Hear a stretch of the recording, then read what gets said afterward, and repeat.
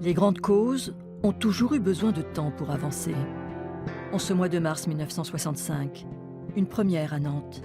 Le centre sanitaire de la ville propose une exposition sur la pollution atmosphérique causée par les usines et les voitures qui menacent la santé. Lutter contre la pollution, c'est régler mieux les moteurs à essence, les moteurs à fioul, c'est utiliser de façon beaucoup plus rationnelle les chaudières, de façon qu'elles ne fument pas, de façon qu'elles brûlent tout le carbone qu'on met dedans, et c'est une économie. C'est aussi pour les industriels filtrer davantage les fumées qu'ils émettent. La société de consommation a apporté à l'homme tout ce qu'il pouvait espérer pour une vie meilleure. Mais que faire des déchets industriels et ménagers qui s'amoncellent dans des décharges à ciel ouvert, comme ici à Touga, aux portes de Nantes? Au Mans, on commence à les utiliser à grande échelle pour faire du compost afin de remplacer le fumier. Nous sommes en 1966. Dans nos serres d'Allonne, depuis 3 ans maintenant, nous avons eu l'occasion d'expérimenter le terreau en provenance de Gadou, de Ville, et nous pouvons affirmer que les œillets, au bout de cette 3e année de culture, sont toujours dans un excellent état sanitaire. Au lendemain de la guerre, le plan Marshall est venu au secours de l'agriculture européenne pour produire plus et pour nourrir.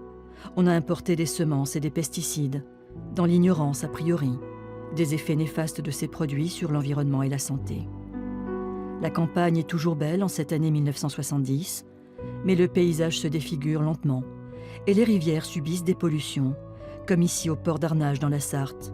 Sur 12 km, la sécheresse et les eaux usées déversées par les égouts du Mans ont provoqué la mort de milliers de poissons.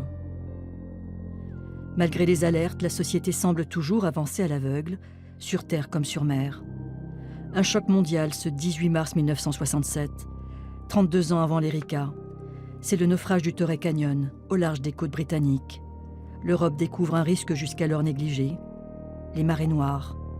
Des tonnes de fioul vont dériver sur les côtes atlantiques pendant des années. Dans la foulée, un habitant de Chantonnay, en Vendée, invente un système pour lutter contre les marées noires. C'est l'entraînement de liquides de différentes densités, voyez-vous, par adhérence moléculaire.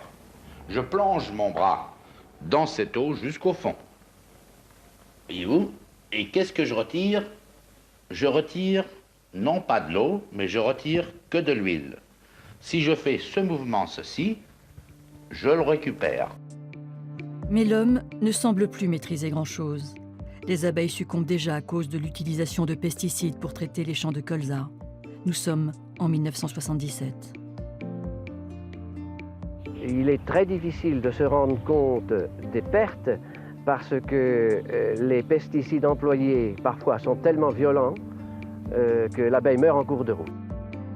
En 1974, candidat écologiste à la présidentielle, René Dumont marquera les esprits avec un geste qui restera dans les mémoires, un geste qui fera sourire, à tort.